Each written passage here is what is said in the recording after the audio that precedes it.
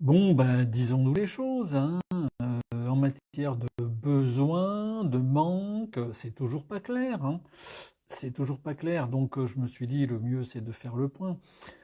Le besoin et le manque, ce sont les deux faces d'une même pièce. Le manque est le corollaire du besoin. Voilà. Donc nos manques sont les corollaires de nos besoins fondamentaux qui sont inhérents à notre nature humaine, à notre nature énergétique. Donc un besoin fondamental, un besoin humain, c'est une polarisation énergétique à harmoniser. Bon, ça c'est pour la version métaphysique. Bon, maintenant globalement, quand on en dit, on me l'a dit, on me le dit en permanence, oui, mais tu peux pas rencontrer la personne que tu veux, ou oui, mais tu peux pas trouver l'appart que tu veux, oui, mais tu peux pas trouver, enfin ceci, cela, parce que tu vibres le manque. Mais bullshit, je vibre le manque, ça ne veut rien dire je vibre le manque. Alors on va essayer de repréciser les choses. On est en tant que système énergétique, on polarise des énergies. On a une tonalité énergétique. Cette tonalité énergétique, c'est notre polarisation. Cette polarisation, elle est constituée de plusieurs composantes. Ces composantes, ce sont nos besoins, ce sont nos croyances, ce sont nos pensées, ce sont nos paroles, ce sont nos actes compensatoires, ce sont nos valeurs, ce sont nos actions. Voilà, c'est tout ça, notre polarité. Ce sont tous ces éléments qui constituent notre polarité énergétique. C'est donc cette polarité-là qui fait que l'on va manifester ou attirer, ou si vous voulez, entrer en résonance avec des fréquences de l'univers correspondantes. Voilà. Donc, dire je vibre le manque, pour moi, ça ne veut rien dire. C'est pas je vibre le manque, c'est à un moment donné, j'ai une vibration, j'ai un élément dans mon psycho-émotionnel qui va être désaligné et qui ne va pas concourir à alimenter le besoin. Voilà, le besoin qui est associé à ce manque. Voilà. Donc, on a tous des besoins, ils sont là tout le temps, ils sont inhérents à notre structure, on ne peut pas les éliminer. Et le manque, c'est le besoin non comblé. Donc simplement, le fait de ne pas nourrir ce besoin va alimenter le manque. Mais dire je vibre le manque, c'est donc dire à un moment donné, est-ce que ce besoin, il est connu, clair, assumé, etc. S'il n'est pas connu, clair, assumé, s'il est perçu, mais mal défini, mal formulé ou dépendant d'un regard extérieur, voire d'un dogme spirituel, etc., c'est déjà beaucoup plus dissonant. Et il est nié, si on est dans le déni, ou s'il est honteux, s'il est refoulé, s'il est camouflé, eh bien là, terriblement, on va être dans la situation où on va vibrer quelque chose de désaligné par rapport à ce besoin. Donc, on va vibrer quelque chose qui va concourir à alimenter le manque. Ok. Autre point de nos émotions négatives, tristesse, peur, colère et déclinaison, si elles ne sont pas ressenties, si elles ne sont pas transmutées, elles vont perdurer. Elles vont perdurer, donc ça va être aligné quand c'est immédiatement transmuté, ça va pas être aligné, ça va être dissonant quand ça va être flottant, quand ça va être flou, quand ça va être bloqué. Et puis, quand ça va être des émotions qui sont refoulées ou recyclées, là, on va carrément être dans quelque chose de désaligné. Donc, qui à nouveau ne va pas combler le manque, mais va alimenter plutôt, ne va pas combler le besoin, pardon, mais va alimenter le manque. Et donc là, en termes de poids, le fait d'avoir nié nos besoins, comme je l'ai dit précédemment, ça représente énergétiquement dans la polarisation globale, à partir d'études qui ont été faites dans le domaine soit de la spiritualité, des spiritualités ancestrales, soit par rapport à tout ce qui est approche du psycho-émotionnel, TCC, etc. On a une idée à peu près. Le fait de nier ou d'avoir pas une vision claire de son besoin, c'est 10 à 15% du poids énergétique dans notre polarisation. Le fait d'avoir des émotions qui sont renfuies, refoulées ou flou, voire bloqué, etc., c'est 50% du poids de notre polarisation, mais ça va au-delà. C'est parce qu'après, il y a nos croyances. Un besoin, finalement, un besoin, il existe. Les émotions négatives sont le catalyseur, sont le reflet, finalement, de ces besoins qui ne sont pas comblés. Et généralement, ces émotions, elles vont donner lieu à la création de croyances limitantes, de valeurs, de réactions, etc. Donc, ces croyances, ces pensées qui vont être vont découler de ces croyances, la plupart du temps, elles aussi, elles ont un poids. Quand on a des pensées, des croyances qui sont ouvertes, qui sont alignées, qui sont expansives, qui montrent une certaine ouverture, je suis prêt, etc., même sans preuve, etc., on est dans le positif et on n'alimente pas négativement notre polarité. On va dans un sens de combler notre besoin.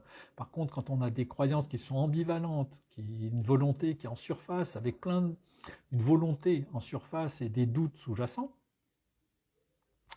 ou qu'on est dans des croyances de déni, des croyances qui sont fermées, des croyances défensives, fatalistes, j'y arriverai pas, c'est pas pour moi, etc. Ben là, typiquement, on alimente également le manque, donc on ne comble pas le besoin, donc énergétiquement, on a une composante, là encore, qui a un poids négatif de l'ordre de 20 à 30%. Et puis on va continuer, il y a nos actions, y compris nos réactions, y compris nos actions compensatoires, les compensations qu'on va mettre en place. Donc, quand on a des actions justes, qui sont des gestes qui sont incarnés, où on a le besoin, qui sont en alignement avec le comblement du besoin sain, tout va bien. Mais dès lors qu'on commence à avoir des gestes foulous ou qui sont en conflit avec l'alimentation saine de ce besoin, de ce désir profond, où on fait comme si, finalement, ça commence à être plus dissonant. Et puis quand on a des rituels compensatoires, des fuites, des addictions, des activations, que ce soit du jeu, de la bouffe, du sexuel, des substances, de l'ancrage relationnel profond, et là, on est à nouveau sur du 10%, à peu près 5 à 10% pour l'action. Mais l'action pure, c'est 5 à 10%. Généralement, une action, surtout lorsqu'on est dans des fuites addictives, alors encore bouffe, alcool, etc. Si on va sur des trucs relationnels ou sexuels, là on va y mettre de l'émotionnel en plus, de la croyance, quelque chose de très ancré. Et donc là on va atteindre du 60-65% de négatif, c'est-à-dire 65% du manque, 65% d'alimentation du manque au lieu d'avoir une polarisation qui concourrait à 65% au comblement du besoin. Donc forcément, cette polarité-là ne peut pas nous permettre d'attirer à nous des fréquences qui soient en résonance. La plupart du temps, de toute façon, on va être dans un milieu intermédiaire où on va être dans le dissonant. Voilà. Donc on va être un coup dans le positif, un coup dans le négatif. Énergétiquement, on émet un brouillard. Donc on peut pas polariser, on peut pas attirer, on peut pas magnétiser des situations qui correspondent à nos besoins conscients. Voilà. Donc les paroles, c'est pareil. Si on a des paroles authentiques, vibrées, etc., tout va très bien. Parfois, quand on est dans le contradictoire, attention, le poids des mots, le poids du verbe, on le sait. Quand c'est contradictoire, on est à nouveau dans le dissonant. Par contre, quand on est dans une verbalisation du doute, de la plainte, de l'auto-sabotage permanent dans ces paroles, on est là encore sur de l'ordre de 5 à 10%. Alors vous allez me dire 5%, c'est pas très grave, mes paroles finalement, je peux dire je fais de la merde, je suis nul, c'est pas grave, c'est que 5%, oui, sauf que généralement tu le penses, donc c'est profond, donc c'est lié à des croyances, donc c'est lié à de l'émotionnel, et tu arrives vite à du 60, 65, 70% de génération, de polarisation énergétique qui concourt donc, je me répète, à alimenter le manque et ne pas à nourrir le besoin. Donc c'est ça, vibrer le manque, sinon ça veut rien dire parce qu'on pense que oui, je manque de ça. Non, c'est plus précis que ça, c'est plus subtil. Et vous le savez, moi j'aime pas faire dans l'à peu près. Moi j'ai besoin d'être dans la dentelle, j'ai besoin d'être dans la subtilité. Mais c'est important parce que finalement on comprend mieux les choses. Alors après, pour vous dire, pour aller au bout du truc, on peut dire que finalement, on a moyen d'avancer, parce qu'à partir du moment où on conscientise, à partir du moment où on a une connexion fine, enfin une connaissance fine de notre besoin, à partir du moment où on voit nos émotions, on fait l'effort de ressentir ces émotions, de les transmuter, à partir du moment où on va rentrer dans un cycle de maîtrise de nos scénarios de compensation, tout va aller bien. Alors, il y a une question de temporalité, naturellement, toujours. Ça, je l'aborde très clairement dans mon prochain livre, mais bon, on va en reparler puisqu'il va sortir d'ici une dizaine de jours. Donc, simplement, il y a une durée, il y a un désalignement qui fait que il y a une temporalité différente entre l'énergétique, entre le mental, entre la physiologie, ça c'est quelque chose qui est connu. Bon, voilà. Simplement, il faut savoir que quand vous êtes dans des mécanismes compensateurs, puisque c'est ceux qui pèsent lourd généralement, et c'est ceux qui vous empêchent d'accéder à ce dont vous avez envie, à ce qui en conscience vous fait envie, à ce qui en conscience serait votre voie du mieux-être et du bonheur. Il faut savoir que entre les types de compensation, par exemple, boire un verre de vin, prendre une bière, etc., etc., ça a un impact énergétique global qui peut être faible à modéré, hein, selon la dose qu'il vous faut, selon l'état dans lequel ça vous met.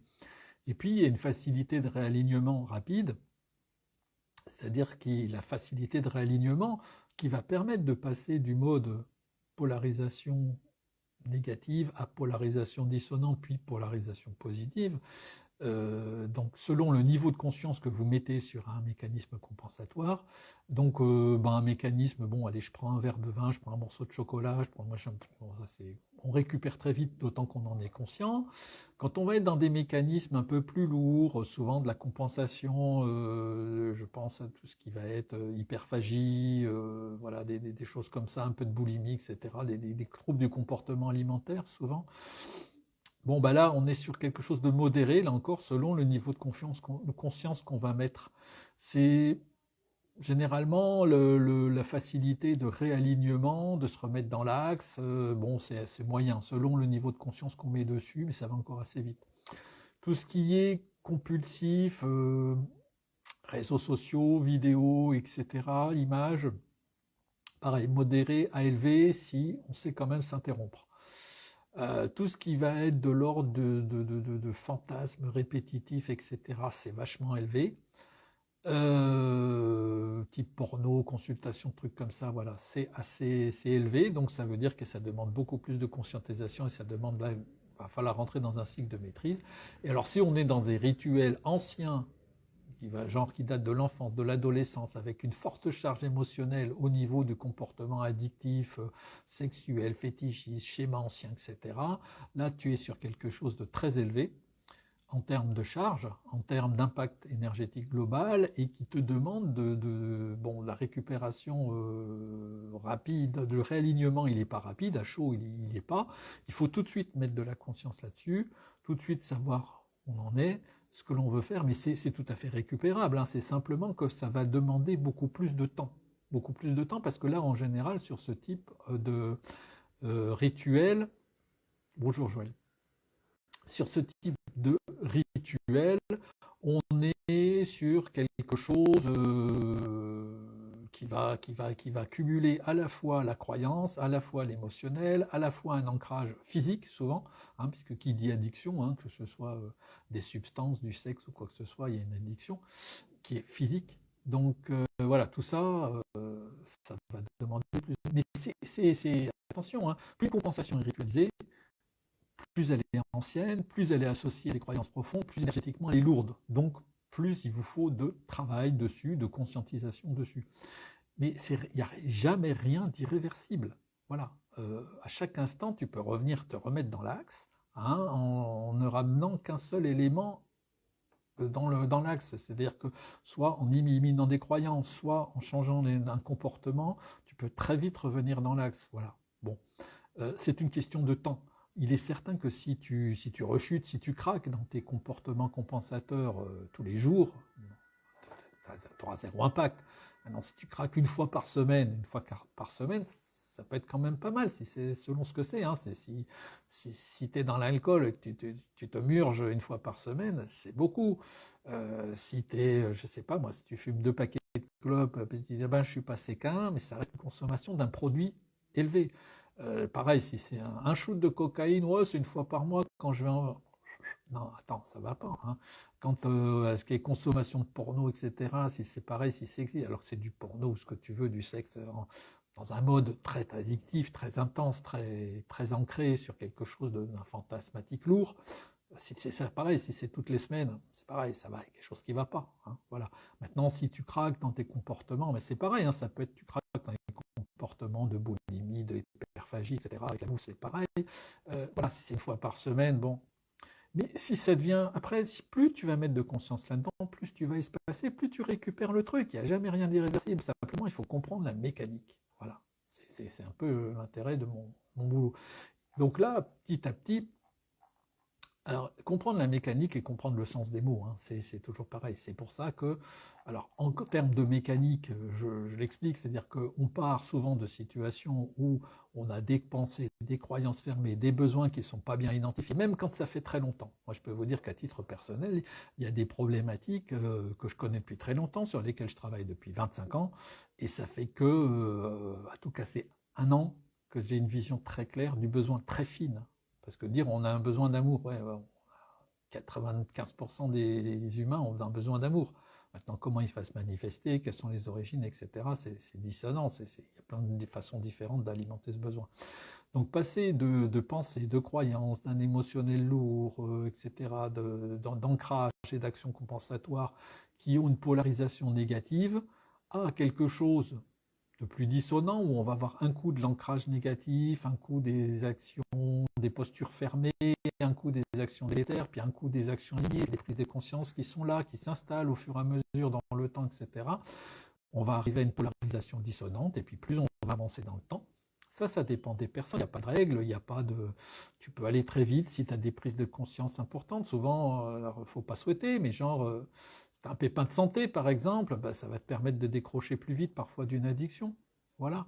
Et donc là, tu vas arriver vers une polarisation plus positive. Et donc les manifestations, c'est-à-dire ce que tu vas émettre étant plus aligné avec ce que le besoin que tu as comblé, tu vas naturellement attirer à toi des situations qui vont être beaucoup plus alignées avec ce besoin. Et donc tu vas aller forcément vers du mieux-être, effectivement. De toute façon, on est tous, soyons très clairs, on est tous à un moment donné dans la compensation, hein. Ça, c'est la mécanique claire. C'est-à-dire, on part tous d'un besoin qui n'est pas comblé et on fait tous du mieux qu'on peut. Ça peut être, c'est de tous. Celui qui me dit, bon, moi, j'ai pas d'addiction, moi, je ne bois pas, moi, je fume pas, moi, je fais pas, pardonnez, ça n'existe pas. Il a un autre truc où le mec il joue, ou alors j'en connais, hein, ils font du sport, mais c'est des tarés du sport, des tarés, des marathons, des trucs. Bon, parce que, et c'est juste dans la nature humaine, voilà. Donc après, eh ben, on essaie de faire du mieux qu'on peut, on essaie de pas cumuler surtout. Et puis, eh ben, avec les outils qu'il faut, ben, on prend conscience, avec le temps qu'il faut et les bons accompagnements. Moi, je pense que tout est une question de compréhension. L'homme a besoin de comprendre pour avancer, voilà. Donc, ce qui se passe ben après, c'est que effectivement, les choses avancent naturellement, mais moi je voulais vraiment revenir là-dessus parce que c'est vrai que souvent la spiritualité et ces fameux poncifs, il ne faut pas vibrer de manque. Oui, ça veut dire quoi? Ça veut rien dire. Dit comme ça, enfin moi qui suis quand même un petit peu quand même au courant des mécaniques à l'œuvre, des processus et qui a un petit peu une vision large de ces processus, y compris sur un plan métaphysique, c'est un peu mon dada, etc. Je peux vous dire que moi-même, quand j'entends je vibre de manque, je me dis, attends, merde, qu'est-ce qu'on m'embrouille là? Qu'est-ce qu'on m'embrouille la tête? Voilà. Donc, c'est important, et bah, c'est ma tâche hein, d'essayer de rendre ça accessible, d'essayer de décrypter un petit peu tous ces éléments, sachant que, bon, voilà, je vous dis, le prochain bouquin sort dans 10 jours, où on aura une vision claire de tous les aspects métaphysiques qui sont en amont, de l'ontologie et d'une spiritualité qui ne soit pas une spiritualité de hein, qui vous laisse ancrer finalement un petit peu dans cet espace dissonant permanent qui fait qu'un coup on croit qu'on va attirer à soi les choses qui vont bien et puis on se rend compte que plus on avance, puis finalement c'est toujours pas ça, on est dans l'à peu près et puis on finit par perdre espoir alors que non, il n'y a pas matière à perdre espoir, il y a juste matière à comprendre un petit peu les choses et avancer. Voilà. Bon, mais j'espère avoir été un minimum positif. Ce que je peux vous dire, c'est que sous la vidéo, hein, qu'elle soit publiée sous Facebook ou sur YouTube, vous allez trouver un PDF. Je vous ai concocté un petit PDF récapitulatif. Je vous invite à le télécharger et puis on en parle le cas échéant si vous le souhaitez. Allez, je vous dis à très bientôt.